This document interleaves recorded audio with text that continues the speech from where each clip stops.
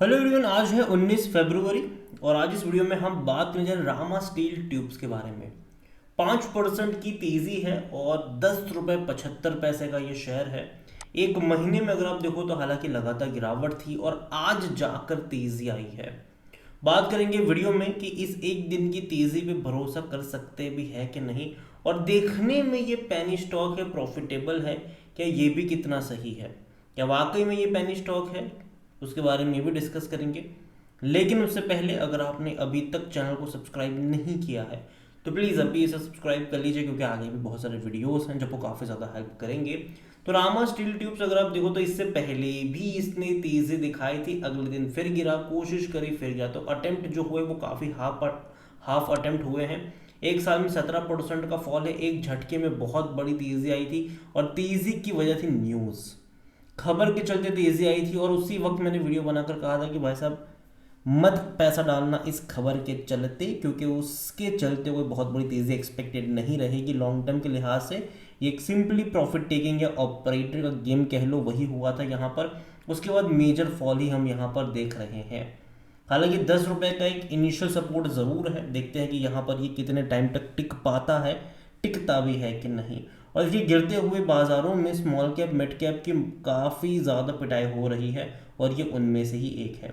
5 साल में देखोगे तो 1890% का ग्रोथ है। शेयर 27 पैसा 23 पैसे से बहुत बड़ी तेज़ी पकड़ी, लेकिन अगेन मैं कह दूँ ये कभी भी 20-23 पैसे पे ट्रेड नहीं करा है। ये पूरा का पूरा जो गेम चला है वो बोनस और स्प्लिट का ही हुआ है। देखने में ये आपको पेनी स्टॉक लगता है, लेकिन एक्चुअली में ये है नहीं। बोनस और स्प्लिट दे देकर इसको पेनी स्टॉक बनाया गया है, वरना एक्चुअली में जो इसका प्राइस अगर आप निकालोगे बोनस और स्प्लिट के बाद का, तो भाई साहब टाटा स्टील से महंगा बन रहा है ये। ठीक है, यहाँ पर अगर इनके वॉल्यूम्स के बारे में देखिए तो आज 75 लाख से भी ज़्यादा के शेयर्स यहाँ पर ट्रेड होते नज़र आए। और इसका जो 52 वीक्स का जो हाई है वो 17.5 रुपये का है, और वो इसका ऑल टाइम हाई भी है। और जहाँ तक बात करें 52 वीक्स के लो की, तो 10 रुपये के आसपास का है। छोटी सी कंपनी है, 1660 करोड़ के आसपास का इसका मार्केट कैप है। लेकिन जैसे कि मैंने कहा, कंपनी देखो प्रॉफिटेबल है, प्रॉफिट करने वाली कंपनी है, ठीक है।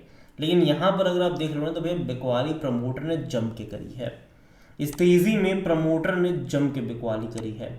पिछले साल अगस्त में प्रमोटर की तरफ से अगर आप देखोगे तो भाई साहब पहले जो एक प्रमोटर है यहाँ पर अरिची बंसल, उन्होंने कितने शेयर बेचे? 10 रुपए के भाव पर उन्होंने भाई साहब 7 करोड़ शेयर बेच दिए। नरेश कुमार बंसल जो अगेन प्रमोटर है, उन्होंने भी 10 रुपए के भाव पर 6 करोड़ से भी ज़्यादा के शेयर्स बेच दिए। और इसी 2024 तक की बात नहीं है, 23 में भी कुछ ऐसा ही हुआ था। न पहले देखो नरेश बंसल की अगर मैं बात करूं तो पहले इन्होंने खरीदारी करी थी, ठीक है, पहले इन्होंने शेयर खरीदे थे अलॉटमेंट के जरिए 10 लाख शेयर। लेकिन बाद में अगर आप देखोगे जनवरी में खरीदारी करी और सितंबर में अगर आप देखोगे तो जहां इन्होंने सिर्फ और सिर्फ 10 लाख शेयर खरीदे थे, इन्होंने भाई साहब सामने बेचे कितने अगर आप देखोगे यहाँ पर तो 1 करोड़ 40 लाख से भी ज़्यादा के शेयर्स बेच दिए, मतलब ऑलमोस्ट उतने शेयर बेचे। इतना ही नहीं, इन्होंने एक और यहाँ पर देखोगे तो पहले बिकवाली भी कही थी उसी जनवरी में ही, और इवन इससे पहले भी अगर आप देखोगे तो बिकवाली ही थी। तो प्रमोटर लगातार सिर्फ और सिर्फ यहाँ पर बिकवाली कर रहे हैं और मासूम रिटेल इन्वेस्टर खरीदारी कर रहा है यहाँ पर और फंसे जा रहा है। और जैसे कि मैंने पहले ही कहा, देखने में आपको सस्ता लग सकता है 10 रुपये का शेयर, लेकिन एक्चुअली में ये है बहुत महंगा।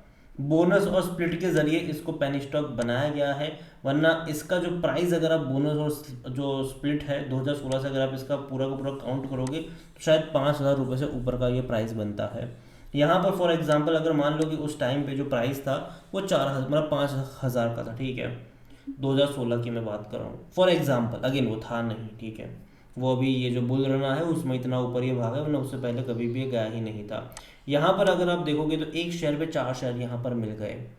मतलब कि अगर आपके पास मान लीजिए कि शेयर प्राइस उस टाइम पे 5,000 रुपये का था और एक शेयर के पे अगर आपको 4 शेयर मिल जाते हैं, और अगर आपके पास सिर्फ एक ही शेयर होता है उस टाइम पर, तो आपके कुल मिलाकर 5 शेयर हो गए, और जो प्राइस अगर मान लो कि 5,000 का था वो घट के 1,000 का हो गया, ठीक है। और उसी साल ये बाद में स्प्लिट भी हुआ, एक 5 शेयर पे 10 शेयर बन गए। तो जो आपके जो पहले 5 शेयर थे, एक शेयर था पहले इनिशियली, उसके 5 बने, फिर वही 5 शेयर बन गए 10 शेयर। तो जो इनिशियली प्राइस आपका जो पहले 5,000 का था वो बन गया सीधा कहाँ पे बन गया भाई साहब, सीधा पता है आपको, सीधा वो हो गया 500 रुपये का। और उसके बाद अगर आप देखो 2022 में अगेन 1 पे 4 बन गया। जो 10 शेयर था वो 10 शेयर आपके कितने हो गए यहाँ पर, सीधे 50 हो गए। ठीक है। और यहाँ पर अगर आप देखोगे तो जो प्राइस जो 500 रुपये का था वो घट के कहाँ पर हो गया, वो 100 रुपये का हो गया।